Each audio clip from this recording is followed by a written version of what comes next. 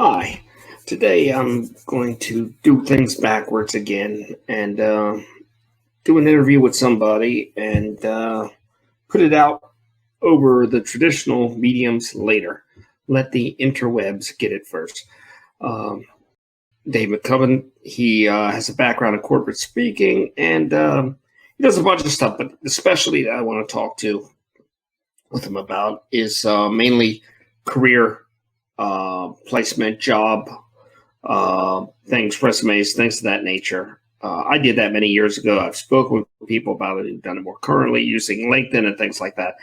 But I think, given the current circumstances, everybody would like to hear from somebody that speaks on that topic, uh, because 1/3 of this country is going to not go back to their jobs because of many reasons, some of which their jobs won't be there. People are going to have to adjust what they do in the middle of their life. It's going to be difficult for everybody.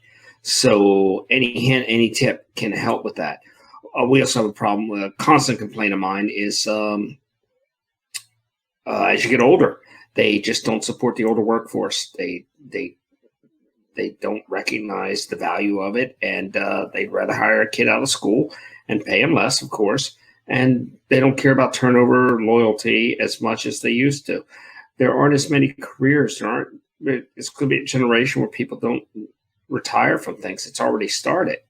You don't have a career; you have a job, and that's a sad thing because loyalty is lost in the middle, and we're losing too much loyalty and focus all around in this world. It's just happening in so many ways. Career being only one of them. I see many people that during this event are at home, and they don't want to go back to work necessarily. They don't want to go back to work. So it's interesting. I don't know how you guys feel about it.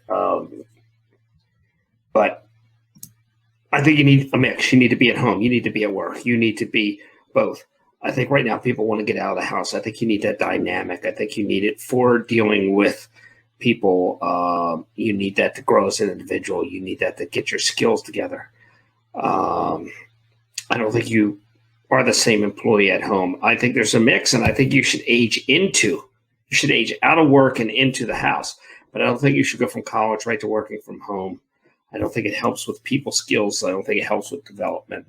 The things that do help in this world right now are things like your LinkedIns and things of that nature. I know people that have been incredibly successful with LinkedIn and making contacts with people. They're more gig jobs and things of that nature, but they've showed success, and that's something to be noted. The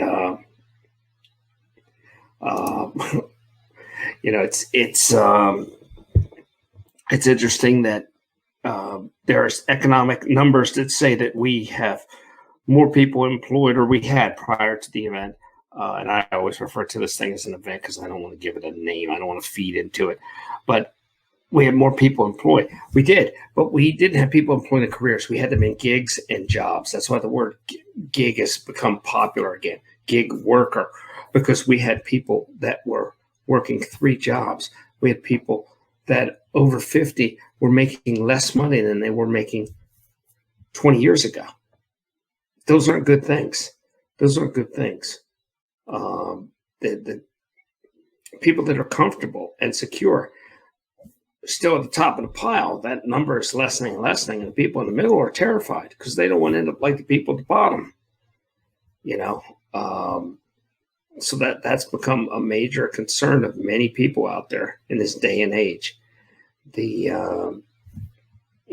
It's, I don't know what kind of thing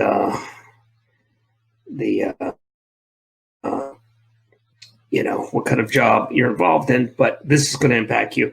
We'll talk with him. Hopefully we'll help you.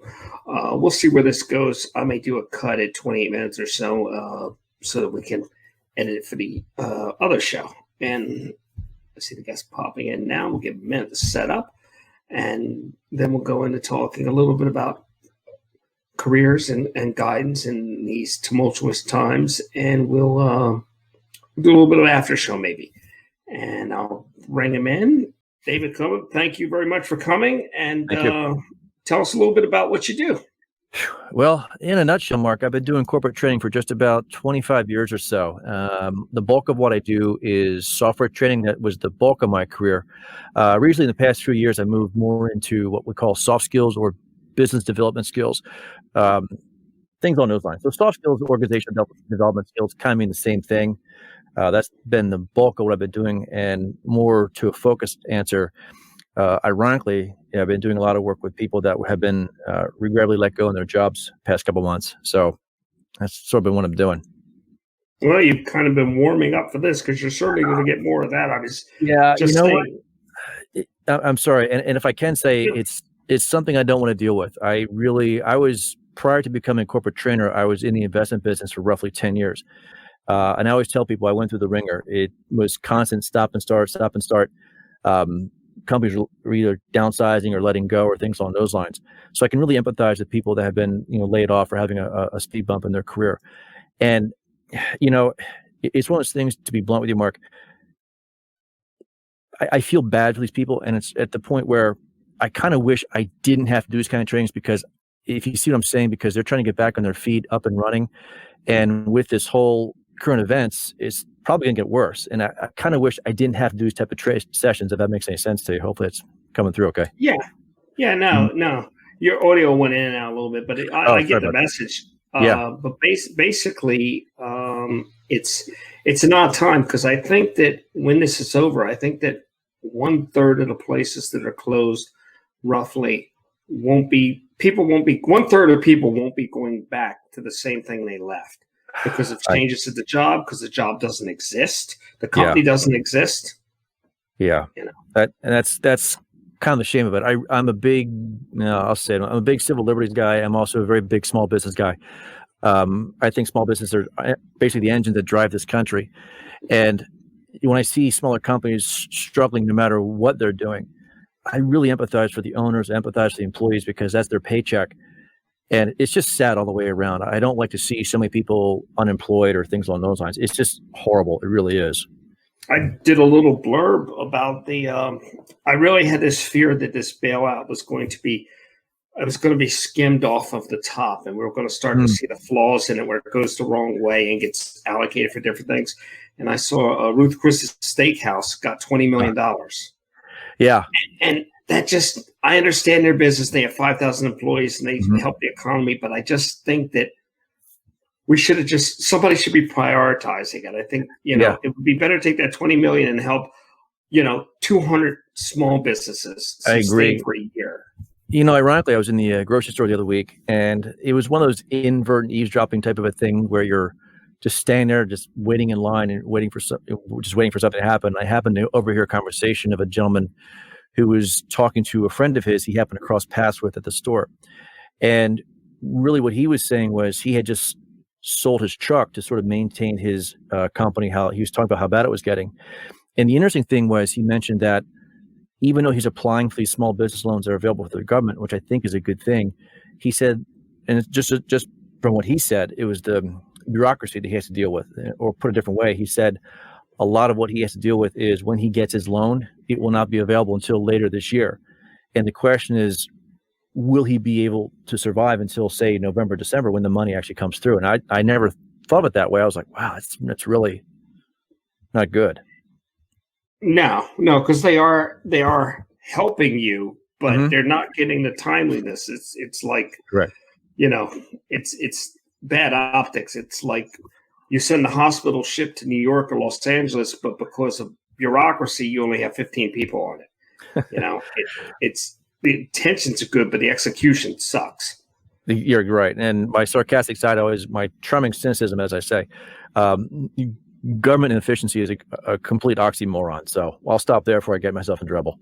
Yeah, no, I don't have a problem with any of that. I just, I think that it's easy to sit back and Monday morning quarterback, and I do disaster services work, and that happens a lot. But it's there's a lot of things in this situation where it's obvious issues where you have questions because people didn't have a plan in place, and it shows. But we paid millions of dollars to have plans in place that weren't executed, reviewed, utilized, or whatever, better or worse.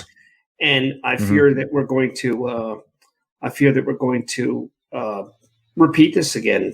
And these cycles are coming quicker now. It seems. We're having once in a lifetime events. Every 20 years or so. Yeah, it's sad. There's a lot. I think it's very easy to finger point at people. Excuse me. That said, you can say what you want about government efficiencies or inefficiencies. To be blunt with you, my biggest fear in all this, Mark, without getting too far off the beaten path, is panic. When panic starts kicking in, if it does, I think that's going to cause a real problem, because that's when the real issue starts. You just don't know what people are going to do. Desperation seeps in. And I truly hope we don't get to that phase. That's really what makes me nervous in all this stuff. And that's why I really hope things, the vast majority of us probably do as well, that things open up rather soon. So who knows? Right. It's one of those cases where the response can be worse than the event. Exactly. And we've got to control our response and want to be better for next time. It's like they just in Pennsylvania, they for the fifth time or so have firmed up the rules for wearing masks, and it's totally confusing. And what I think is that it should be a simple requirement that if you have a business that is open, even if it's an essential business that's open, or a business that's going to be open in the second wave, that you need to have masks and PPE for your employees. It's plain and simple. That's a no-brainer. And if they want to say no mask, you can't come in the store, that's fine. But give people a way to get that first wave of mask. But if they want to enforce it and make it a hard-pressed rule, then do it across the board. It's not this quasi thing. I agree. And that's where people get frustrated, because it's one of those things that you go to one place, it's not a problem. The other place you walk into, it's like literally getting in Fort Knox is easier. I know, for instance, the other day I went to a local sandwich shop, and I called them. I said, well, what's your procedures? And I happen to know the staff there. They're really good people. And they said, Dave, you can do whatever you want. You just can't eat here. So it's basically come in, order, not a problem. I know other places you have to stand outside. They'll do curbside service, etc. So who knows? It gets kind of crazy. So what do you think people will be looking at? I know that you can't predict, and we talked about it a little bit, but what do you think challenges people will be facing when this is over job-wise? How can they mitigate things, and how does it – how old are you roughly? I'm sorry? How old are you? I'm north of 50 years old. I'm 51. Shh, don't tell anybody that. That's rough. Once you climb over that 50 hump, you could just lay there and rest, and then you wake up about at 52. It's funny. I still think I'm 25. Mentally, I'm somewhere around 16, judging by if you ask my wife and kids. I refuse to grow up. My Peter Pan syndrome's alive and well. Sorry. I don't think it's ever going to change, but some days I feel it. It's no fun.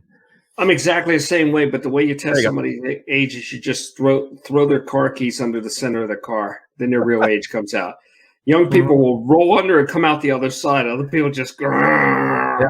Very true. So you might understand this question a little bit more with the in general with going back. Well, people are living longer. We have a slightly older workforce, and I think that as growing into that workforce, I see that it's much more difficult to get employment as you get older because people don't want to pay you, and they're instantly threatened by your experience, or you've got to act so stupid that you aren't of value. People get too threatened too easily because as you get older, you're dealing with younger people. How would you guide people in a post-50, post-apocalyptic world to Sure. So I'm interpreting you as talking about ageism. Is that correct? Yes. Okay. Sure. Well, first off, I guess let's address it this way. Does ageism exist? Absolutely.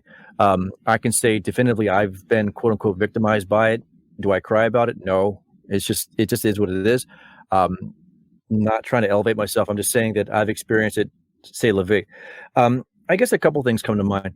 Number one, when it comes to dealing with the age barriers, let's just be honest and just be brutal and get a couple things on the table. Number one, there's going to be some stereotyping that some people are going to do, of which you just alluded to. They'll view you a certain way. They might view you as wanting too much money or so much money.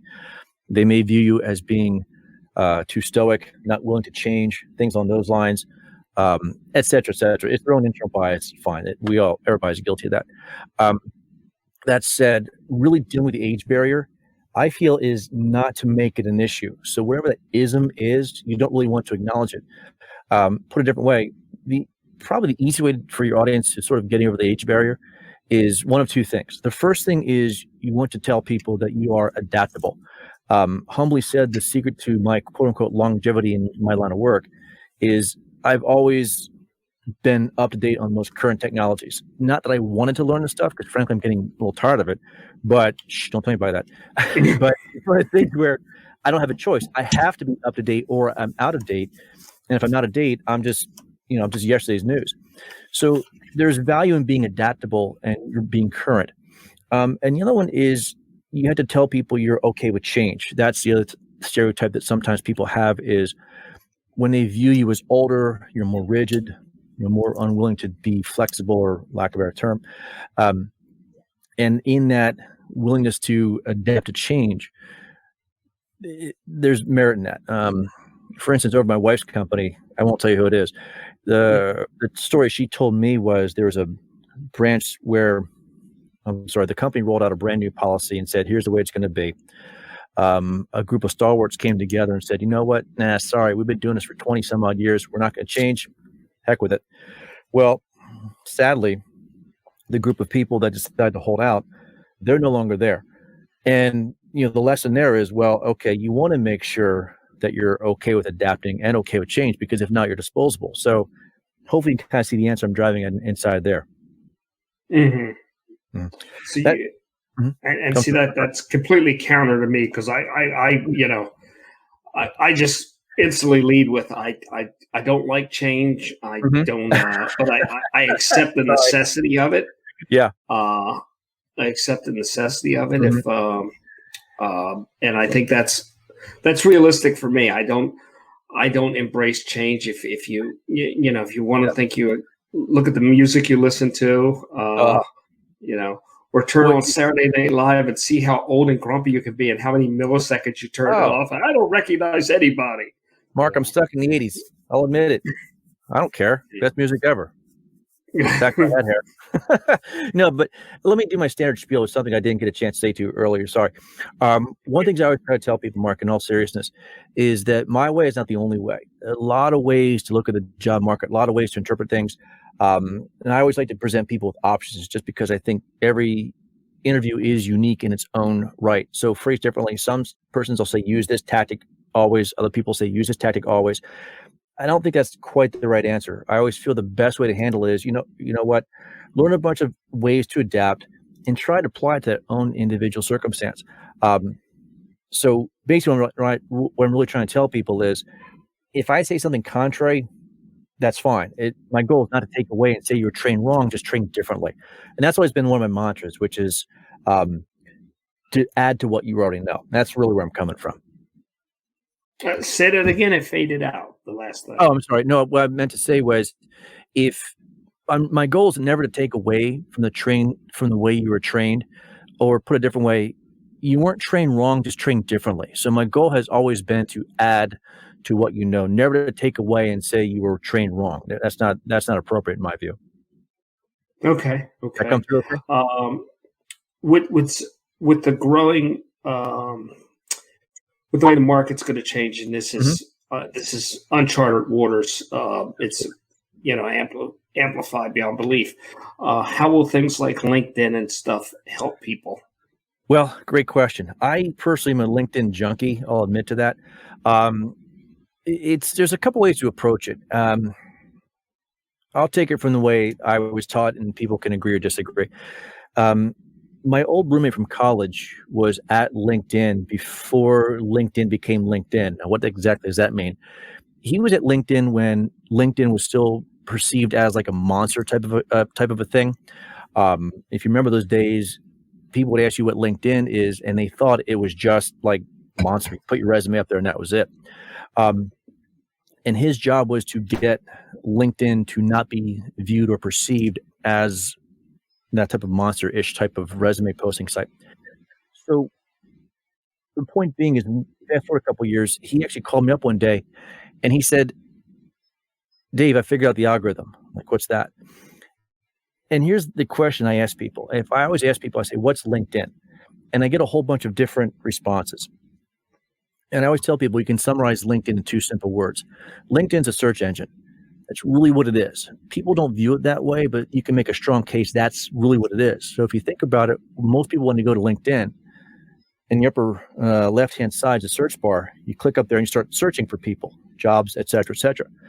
And what recruiters and hiring managers will do is they will search with various keywords.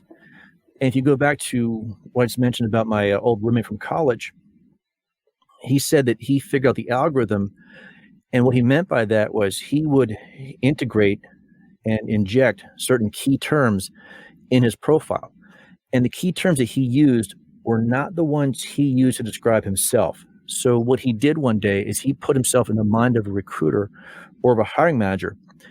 And then he said, okay, if I was a recruiter, what words do I use? And he's in the PR business. And the way I understand the PR business is certain titles mean certain things. They're not generic titles that can just be interchangeable. They have very specific meanings. So he started adding those titles. And then over time, he played with combinations and he saw his search results rise. Actually, to the point where he got a job with GSI Commerce. They actually called him, and this is before GSI got bought out by eBay. They actually called him up and said, hey, your name keeps popping up. Do you want to talk to us? And the side conversation I had with him was, he said, I'm not that good from a PR perspective. I mean, he's good, don't get me wrong. But really what drove it was the keywords he used. So if you kind of visualize this, go back to my original point.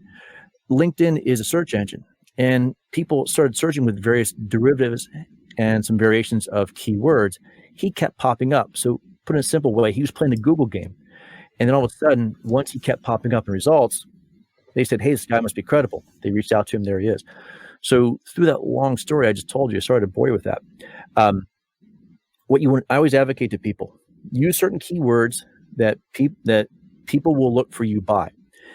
And then the other thing you want to do is make sure you tell your story in LinkedIn. I jokingly say the kiss of death in LinkedIn is when people do a copy and paste on their resume. And it's just their resume there in the profile or the about section. There's nothing there to really differentiate you from anybody else. So it really boils down to, and again, this is my perspective. Somebody could tell you something completely contrary, which is fine. What happens is, if you tell your story, it's okay to be transparent and let people know who you are as a person. I think that really gives some validity to who you are. You don't have to be so stoic and corporate, dare I say. So those are the 2 things that I do. And then the other thing I recommend people do is when you connect with somebody, always send them a note saying, thank you very much for connecting. I look forward to meeting with you. And then the magic sentence is you put somewhere in the bottom that says, if I can be of any assistance to introduce you to anyone in my network, please let me know. And the idea there is you're not doing this whole full court press slimy sales tactic, which most people do, which is, thanks for connecting. Do you know somebody who can give me a job? No, you're taking an approach of give to get. So you're really saying, you know what? Nice to meet you. Can I help you out? And that's a good way to build relationships. That way you kind of are building a rapport or not advertising the fact you're looking for something. That makes any sense to you? Yeah, no. That's my perspective. No, I see LinkedIn changing a little bit, and sometimes I feel like it's on the brink of becoming more of a social media than an employment thing. And I see some people, I think, really hurting themselves by putting their personal or political beliefs up there. It's not, I don't think that's what it's for. I tend to agree with that.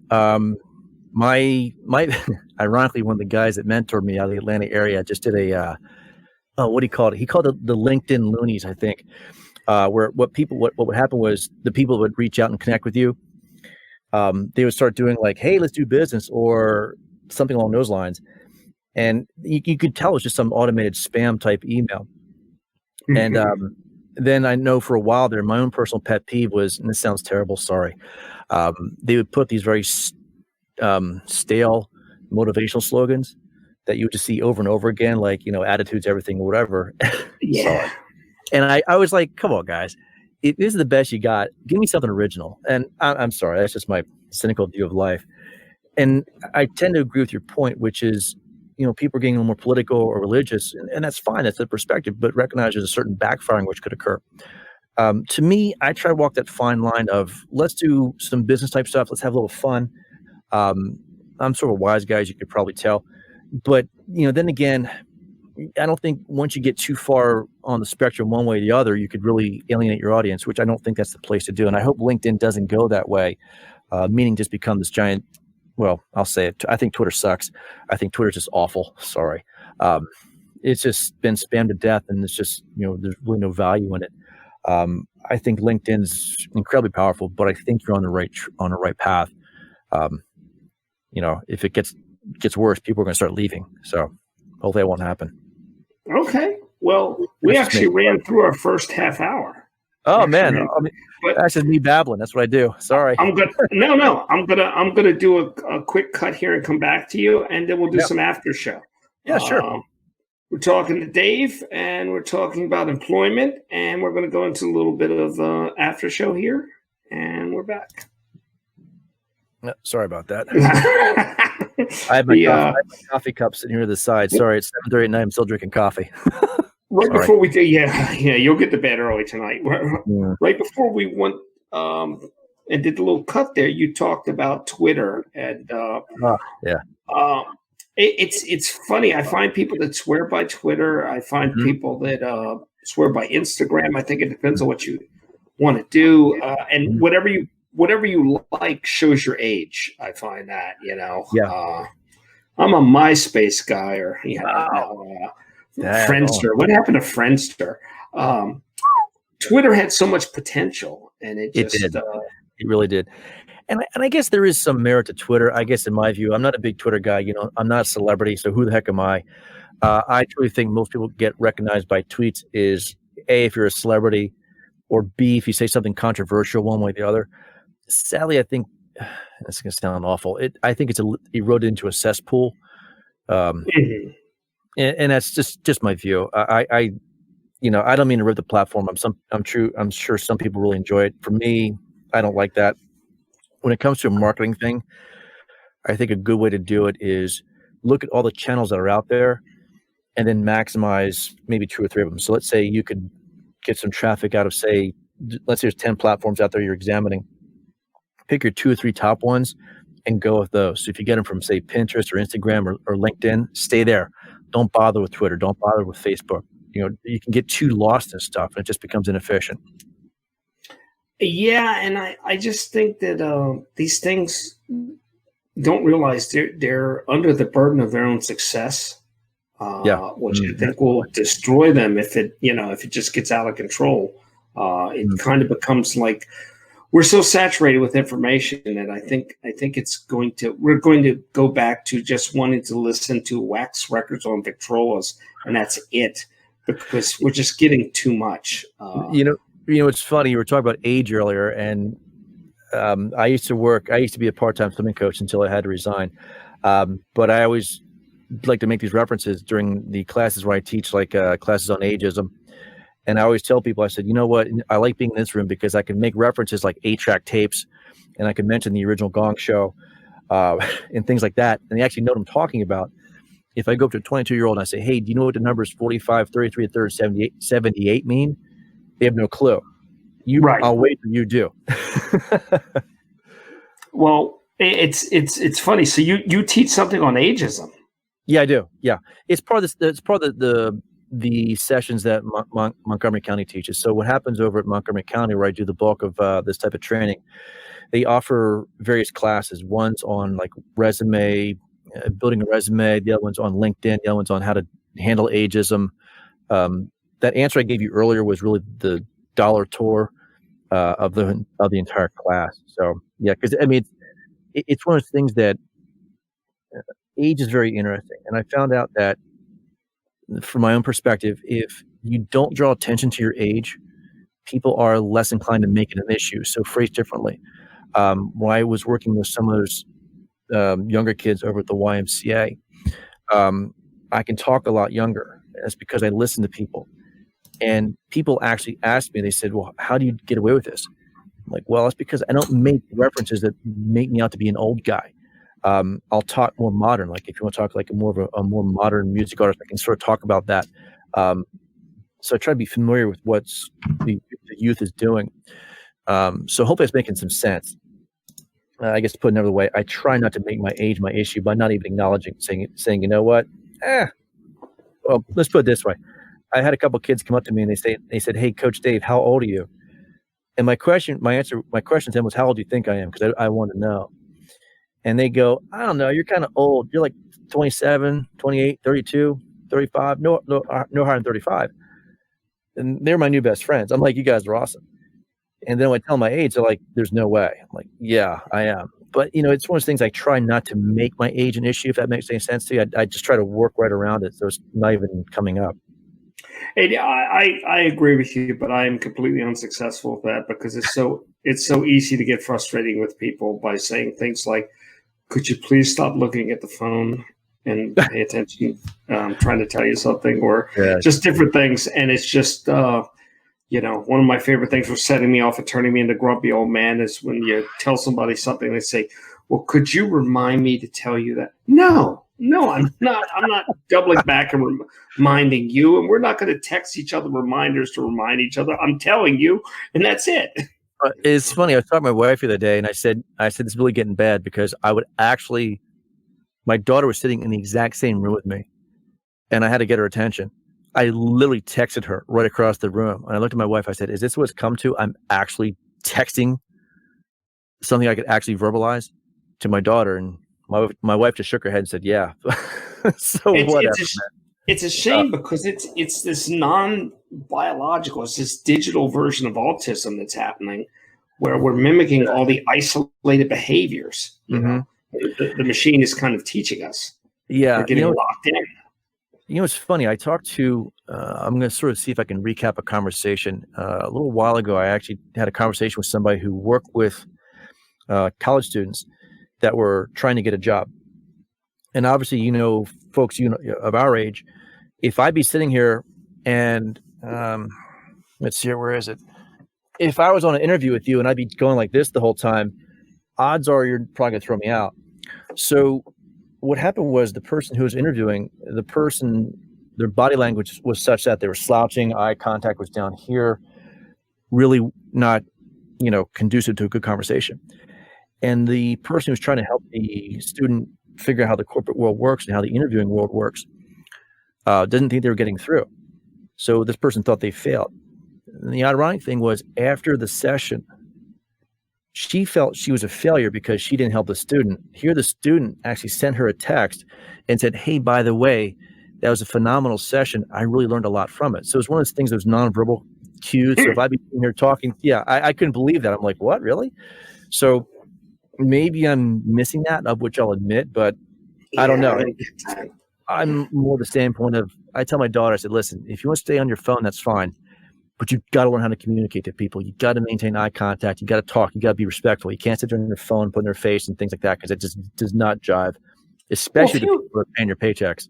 If you have an established relationship and you want to do the phone thing, it's a little more acceptable because I'll sometimes somebody else ask me something. If you're on your phone and I'm asking you a question, you're going, huh? What? Oh, my bad. Huh? What? That's fine. But if if I'm asking you a question and you're answering it and you're just looking up for a second, looking back down, it's like, okay, he's in the middle of something. This is the way he communicates, but he's multitasking. And, I was at the checkout line and the guy was on his phone and I said, do you want me to come back later? Because you seem to be tied up with that non-work thing. And he said, no, I'm multitasking. I said, no. I said, you're doing two things poorly. That's different than multitasking. I agree. It's funny from my martial arts perspective. I learned one thing: the human body can only react to one stimulus at a time. You can't do both. It's one or the other. You can jump in between, but it's not simultaneous. At least that's my understanding of it. So I tend to agree with your statement on that one. Yeah, You really do. multitasking is an illusion. It's just doing one thing at Yeah. a time fast. Yeah, your focal Uh, points always jump between one or the other. It's like you can't do both. If you can, I'm impressed, but no. how do you feel about things like photos on resumes? Um, Is that boy. still a no-no unless you're an actor or going into some such profession? Well, I tend to think not. That's just me. Right, Um, right. one of the things that I have been researching a lot is I always try to stay up to date with current job trends, just because obviously the class I teach. And the interesting thing is, if you Google the phrase modern resume formats, um, one of my mantras, Mark, is that whenever you're looking for a job, you're not in the job searching business, you're in the marketing business. And what do I mean by that? The mistake that most people make on their resumes is they try to put everything on their resume, and their goal is to get their job. That's not the right goal. The goal should be to get them the interview, and so they get the job. So I always tell people, you want to try to craft your resume in such a way that somebody looks at it and says, yes, get that person in here now. So I call my literally call my resume my marketing brochure. It's literally what I call it. And people go, what? And I basically say, listen, you got to write it in such a way that they stop to look at it. If it's boring, you're gone. So back to my point of modern resume formats. If you Google that phrase and look at a lot of the more modern trends, you'll see they're more kind of flyer-ish. They have like a more fancy background to it. They actually do look like actual literally flyers, like marketing flyers people put out, but they don't have their photos on them. And I found that to be somewhat interesting. And I guess somewhere in there, and I'm probably missing something of which I'll admit, putting a photo on your resume could work as a detriment, because they can look at you and go, this guy's too old. Forget it. I don't want that. I don't want this person. They look funny. And it's, maybe a bias in there. I don't know. I wouldn't do it personally. That's just not me. I have different versions of my resume, none with a photo, but I do have, like you were talking about flyer, I have one that's almost like an infographic Oh, where cool. it covers your achievements in different areas and Yep. everything. And because I think that people only have, you got 3 seconds tops to grab their Agreed. attention on there. Mhm. And the thing that I've heard people saying, and I haven't done it quite myself, is they started taking dates off of things. Mhm. Because have them ask you the question instead of being prejudiced about your age, because doing some math.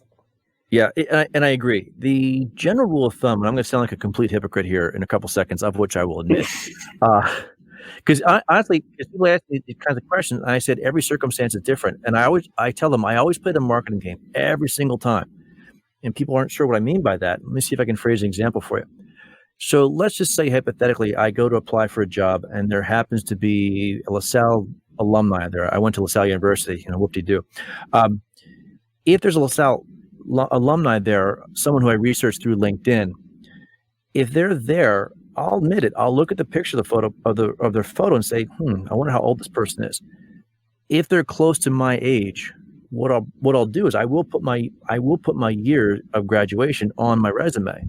The game I'm playing there is I'll say, well, this person might look at that and go, wow, this guy was here the same time I was. Maybe he knew ... So I'm trying to build that connection that way. By contrast, if I happen to see the person went to LaSalle, I'll put the university on there, but I will not put my year of graduation there. And the reason for that is I'm trying to play the, hey, you went there, I went there game. And again, there's a lot of pros and cons that come out of it. It's just a decision I make. By and large, though, I don't put my year of graduation on there just because, the jig is up. They'll figure out how old you are. So it like I said, every circumstance is different. Is it a safe thing to tell people that it's almost crazy to think you can have one format of your resume? Yes. You have to have more than one. Yeah. What'll happen is a lot of people, well, as you know, the more you work, the more your resume grows. And one of the things we try to advocate is we create what we call a base resume. When we think of a base resume as being a hub and spoke, the base resume is never going to see the light of day. It's literally a long document of all your work history. So let's say your work history takes up, say, 5 pages, Mark, just hypothetically. You want to write down all your work, all your achievements, everything. And then when you go to apply for a job, the idea is you open up that base resume or that hub, and then you extract out the parts to create a new resume. So the idea is you're just pulling out the parts that are relevant for the job you're applying for, aka creating another marketing brochure, brand new one, and submitting that. So to put that in context, if someone goes to apply for a job and they have, say, a corporate training background, and they've also developed a digital marketing background along the way, the people that are hiring you could care less about your corporate training background. They want to see your digital marketing background. So when you submit the resume, the idea is just put on the relevant stuff to the job itself, the digital marketing piece. And then when you get the interview, that's when you crack out your 10 layers of, hey, I can do this, look at my corporate training, look at my writing skills, blah, blah, blah. If that makes some sense to you. So I always tell people, think hub and spoke. You have to create a long resume, extract out the important parts, and create a brand new resume. Granted, it is time consuming, but it's much more effective. Do you have a favorite resume app or anything of that nature? I've seen a couple that haven't quite hit the mark that try to, and what they do is what you said there, you put in all your information and they allow you to tweak it on the fly with having your information as a kind of resource. And they're not there yet, but I haven't found one that's there yet. Because you should be able to just put it in. I don't even like the whole concept of the resume, because what frustrates me is that if you fill out, and it's gotten worse in modern times, you fill out online all this stuff, and then you send a copy of your resume as an attachment, and then you fill out additional stuff, then you bring a copy of your resume when you go, and it just seems redundant. It seems like there should be a place where you can go and have your resume stored, and if you apply at a company, you can send them a link, and they can just pull it all from one repository. There's your brand new website for you, Mark. You could probably make $1 million off that idea. Who knows? Charge somebody $1 to post your I got a million ideas I do nothing with. You watch, somebody will hijack this one and say, thank you very much, right? Yeah. So, yeah, I agree with you. Twofold answer. I have a couple versions of my resume. The one that seems to work well for me is if you kind of imagine like a table with rows. The top row has my name. Then I have what I call a value proposition statement, which is kind of like why should you do business with this guy? Then I have like my core skills, and then I have a row dedicated. It literally says select achievements, and it's all the achievements that I've accomplished throughout the years over the companies I've been with. And again, they're catered to the job. Let's go with the corporate training perspective. So if I'm looking for a corporate training job, what I'll do is I will list a section that says, here's my achievements. And then right below there, I put my work history. So the idea is I'm saying, who cares where I work? Here's the stuff I've done over the years. To your point with the various resume formats, I also have a text version of my resume, a text file, because when you go to upload them to these automated applicant tracking systems, tables don't cooperate very well. Sometimes they're just horrible to upload. I'll admit, I'm sorry. Somebody's going to come after me for this, but Taleo, they're horrible. Sorry. Just an absolute brutal applicant tracking system. Doesn't seem to work. So I agree with you. There's really no one size fits all solution when it comes to uploading it. So I always try to tell people, create a couple versions of it. I have one that I just post out online. It's just floating around. It's just, here it is. But when I apply a specific company, depends on what they want. I normally go with the text file because I can just extract out pieces I want, just do a copy and paste. Not the best, but it seems to work. Yeah, I just think it would be nice if it was something more like a desktop publishing thing combined with almost a database where you could say, put everything in there and say, I want a technical version of my resume. Boom, but it pulls out the relevant things and just kind of puts them together, because it is a lot of work. And I feel like the resumes don't get the attention they should. I think that most people learn too late in life, and I think people are learning it quicker now, is that networking really is the key. No doubt. And, I learned that far too late in life. And I never talked to anybody about, with it in mind, of what I could gain from the relationship other than friendship or knowledge. And later on, I realized, well, this person knows this person works here. And it becomes a really valuable skill. Are younger people still doing resumes as much? I mean, or To a degree, Do they yeah. just hold their phones up to each other, or what do they I do?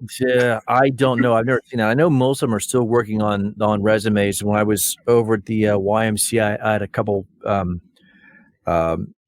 people I work with, some coworkers there that were actually graduating, and they were still putting their resume together. And I talked to one guy. He said, can you help me with this?" And I kind of walked him through essentially what you and I said. So I think the short answer is yes, they are still putting resumes together. As to what format, I don't know. The funny thing is, now I think about it, I talked to a lot of younger college age people, and I asked them, I said, "Are you on LinkedIn?" And my small sample set of responses, they basically said, "No, what is it?" I was about floored. I'm like, "Wait a minute, what did you just say? You don't know what LinkedIn is? Hello." Now I could be wrong, but that's been my experience. Like they had absolutely no clue. And I told every young person I work with, I said, "You've got to get on there now." I said, "You just do not understand what you're missing out on." And not from a social standpoint, just more from a professional perspective, because I know if you go to interview for at a company, they're going to look you up. Um, so where'd you rather have them find you? Instagram or LinkedIn? You tell me.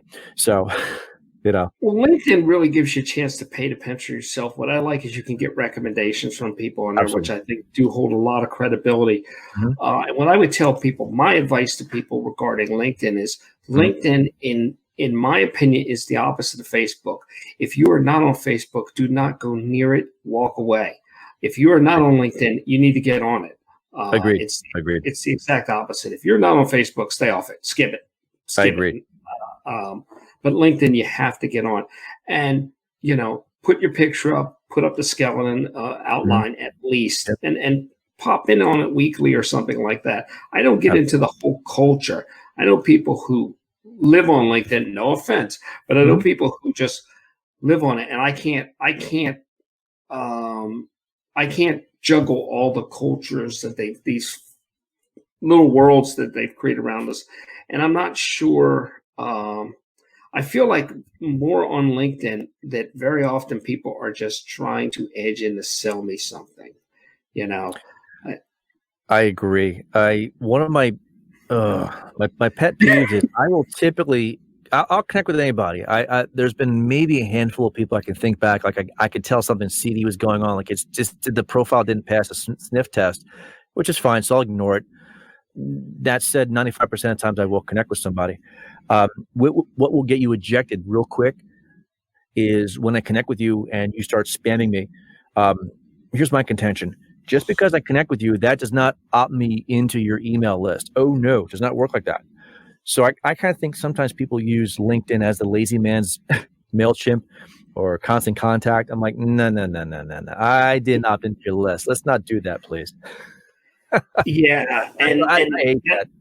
that's the same thing with man. It's like when you opt me into something, it's like Hmm. very often when Hmm. something I click to look at something and an Hmm. ad pops up, I make a mental note to avoid that product. Yeah. Uh, Oh because I yeah. feel like it's a kind of violation. The um, do you see in the job market? I know they say statistics prior to what's going on now, but they said Mhm, that more people were working and the economy was stronger than ever. mhm, mhm. But my interpretation of that was that there were more jobs, but people were doing three jobs that were beneath their skill set and their pay rate. Mm, People weren't having their one and done retirement job. They were working yeah. three jobs now to make what they made 20 years ago or less than what they Mhm. made 20 years ago. Is that true in your experience or some semblance of I that? I really haven't experienced that, to be honest with you. I think it's more Okay. of I think there is some validity to what you said. I just really can't comment on that just because I haven't seen that.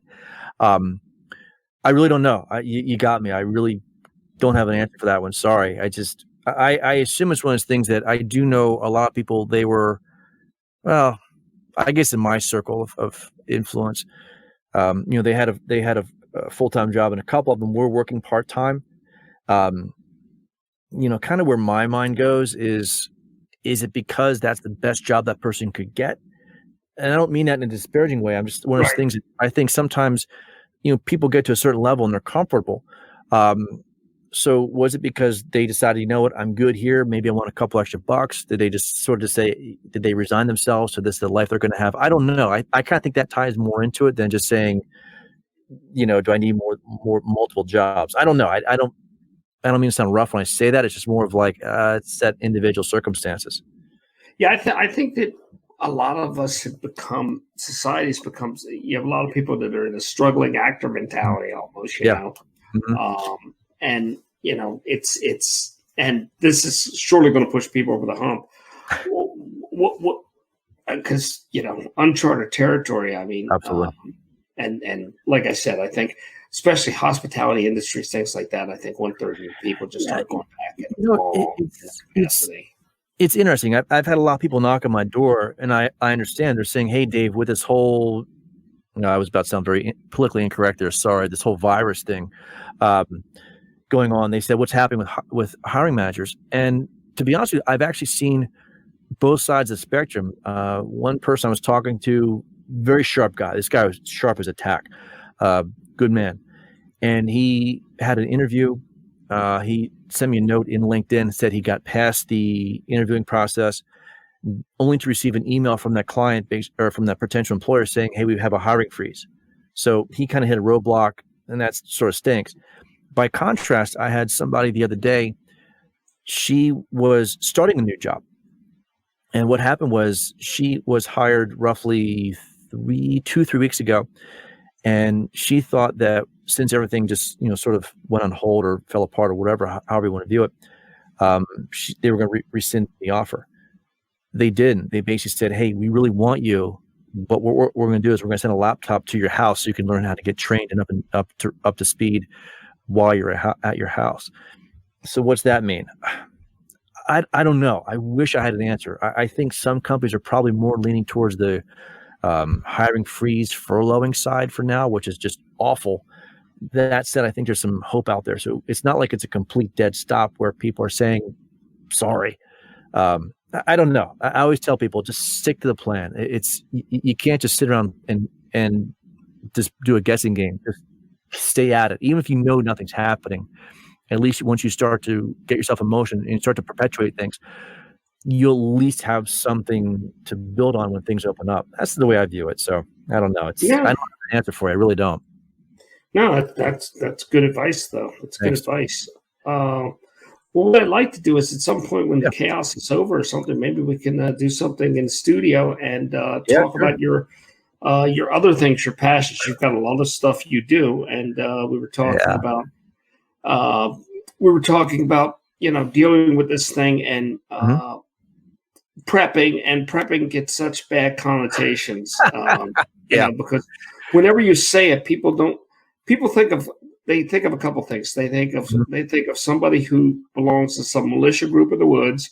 They think of somebody who is hoarding sardine tins or whatever. But there's so many misnomers, whereas it's just somebody that wants to be prepared if something like this happens. It's extended for a period of time. When the person has got 3 days of food in their house. Yeah, I'll say this. And first off, I'm sure I didn't know I'd be on camera because I'm sure his t-shirts probably rub some people the wrong way. Sorry. It's like, oh, it feels really good. If I can, I'll comment on the whole prepping thing. I kind of view myself as more of a quote unquote pseudo prepper. If I can, I'll go back to, and I'll sort of talk a little bit more. I'll open up personally. I'll get somewhat political, just because I think it's fun to sort of rub things to stir pot a little bit. I remember back in 2005, Mark, when Katrina hit, and my daughter was just born. And now, granted, when if you remember the newscast that came out of that time, they were talking about all the chaos there. And I was looking at that as objective as I could and say, you know what? Yes, there's a lot of media hype there. I know they're trying to get the ratings. I get all that. You don't know the truth because things are being reported several times over. Who knows? That said, I took a real long thought process and I said, okay, if stuff was to hit the fan around here at some point, my feeble martial arts skills are not going to stop whatever decides to come through that door. Because I know one thing: bad guys don't fight fair. There is no such thing as a fair fight. They just fight, and their whole mindset is just overwhelm you. So even though I grew up in a household my father was ex-Navy. He served in Korea. My mother was very anti-gun. So you can see the duality on that one. I had a conversation with my wife and I said, let's just think about this. So I started actually getting into shooting, only because I looked at it from your classic home defense perspective. And I started taking classes because I said I never handled a weapon before. I don't want to be one of these renegade guys who just gets a gun, has no idea what I'm doing, and just try to be cool. So I spent a lot of time learning how it works. That moved on to like more tactical shooting. I'm not that good, but I like to think I can kind of, if things go wrong, take care of business. I never want to find myself on that side. God forbid. I never want to find myself having to make that decision of like, oh my gosh, what am I going to do? And I think most sane people are like that. Like, I guess I heard it said before, I forget who said this.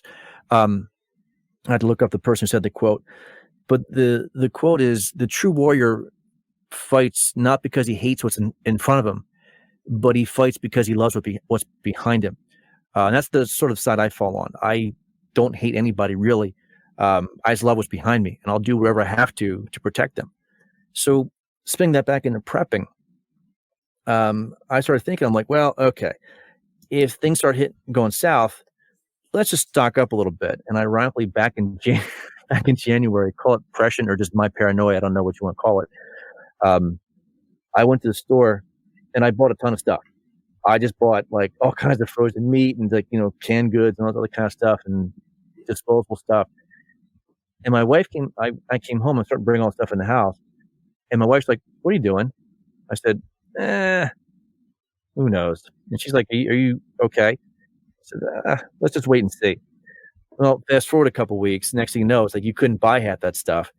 And I tried to balance it out in such a way. I'm like, well, okay, let's try to get about 3 months worth of food. If things get rough, I might be living on rice and cereal. Okay, but at least I'll be alive.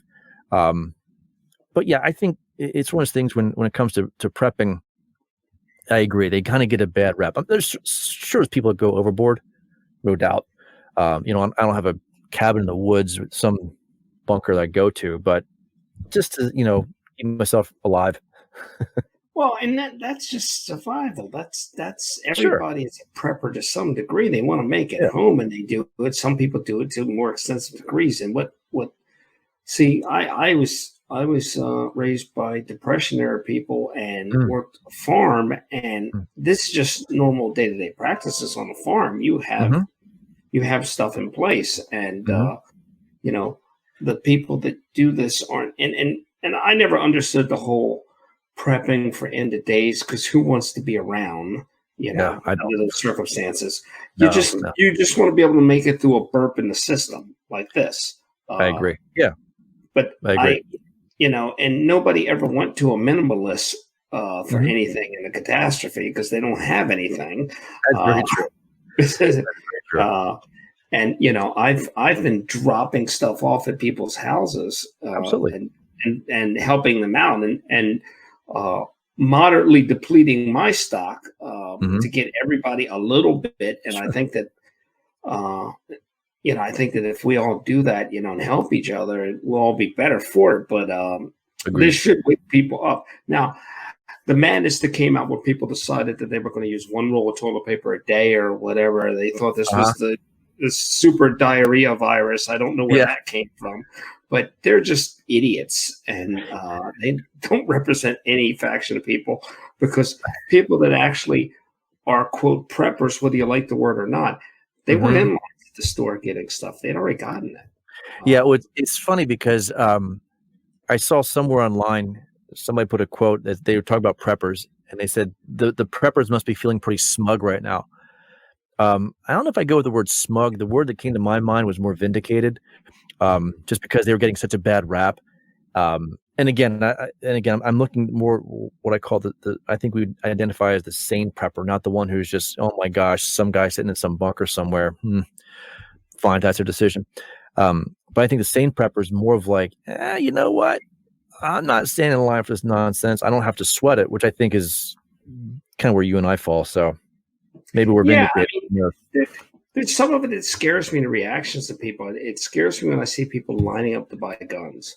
because I don't think that's the time to get a gun. I don't think that's the mindset to get a gun under. You're not going to right training or be the right. No. I feel the exact same way when I see people lining up to buy shovels. I think, what happened to the old shovels? Why is there a shovel rush? And I don't understand why people. There's some tools. So the way I was raised, a firearm was a tool, effectively. Agreed. Yeah. Yep. I'm the exact same way. Well, I assume you shot some firearms, and if some of the law enforcement people I talk to, I've worked with some SWAT guys, and I've trained with them to a degree, but most of the training I've gotten from those guys. And there's your standard rules of firearms. And usually when something goes wrong, you can always trace it back to something just going wrong, somebody just doing something stupid. But yeah, I agree. It's just a tool. Going back to your point of shovels, Mark, I've had the same shovel in my house to shovel snow for the past 10 years. I don't get why I that doesn't make any sense to me. I'm like, why are you buying another shovel after the one from last year? I have this shovel that my dad brought when we moved into the house that he brought from the last house. I bought another shovel because that shovel was just too antiquated, but I used it sometimes. But I don't understand this. Every year you have to go buy 2 shovels. I don't understand this. I've got to go buy 4 rifles because what's going to be, and it's not just people that are first time gun buyers. It's people that want to buy additional guns, and I don't understand why there's that rush. I have what I need, and that's all I need. It's the same way over here. This is going to sound terrible, but I was joking with somebody one day, and they said, "What happens if somebody breaks in your house?" I said, "Well, assuming I'm able to defend myself," I said, that person or people will get 3 settings. They get standard round, high powered, and maximum carnage. And that's kind of the way I view things. Again, I say it somewhat tongue in cheek. I never want to find myself in that position. That said, I think there is some collectors out there that they like to collect guns or whatever just because it's fun. I'm the same as you are. I have more than what I need. That's fine. I know my neighbor a couple doors down. I was talking to him one day. I kind of knew, he was in this kind of stuff. But I started talking to him. I said, do you carry? And that just opened the floodgates. Next thing you know, he's talking to me all through his collection. He's got I won't tell you how many rounds he has. I was like, whoa, dude, you're ready. But it was interesting. Let's say the least. Yeah, it's just. I think people open up too quickly. I know somebody who put pictures of all their guns on Facebook, but they also put on when they go on vacation, and the two tied together at some point, and they supplied the community at large with some guns at some point, and I think that's just silliness. Well, I tend to take a page out of some of the humbly said I've trained in something called Russian Sistema, which gets a knock online. I get that. One of the things they always taught me, and this is more of you can even bring it into more of the American perspective. They always teach you that you want to be the gray man. You just want to be the guy who just no one draws attention to you. You don't want to be the one standing out in any way. Right. So to your point of people being out on Facebook, hey, look what I have. I'm like, dude, you're advertising. You kidding me? Why are you doing that? No, you just want to be the one who stands there. No one notices you. You're like just a hole in the water. Just no one knows you're there. And that's exactly what I strive for. Just walk right on by like he was never there. You stand right next to me, don't even know I'm there. That's what I strive for. Right. I don't believe anybody should ever know. I don't believe in this open carry stuff. I don't believe in that. I don't believe that you should be, have a gun out in the open, sitting at the diner eating a piece of pie, because there's somebody that comes in knows there's a gun there. It's like, look, where I'm going for you first. yeah, I'm going for you. It should not be known. And I think what would keep people under control is if they had no knowledge of what anybody was capable of in a room that they came into to start trouble. Exactly. And you know the strategy. It's the ones that are always run their mouths. They're not the ones you got to worry about. It's always the quiet ones. It's the ones sitting there just not even, everything's going heading, south, hell in a handbasket, basically. And the one person just sits there and doesn't react. It's like, okay, this person knows something, because they're not, they're way too subdued in their reactions. So it's always the quiet ones you watch. At least that's my belief. Yeah, no, you're right. No, but when the world gets a little more normal, let's talk some more about this. Yeah, definitely.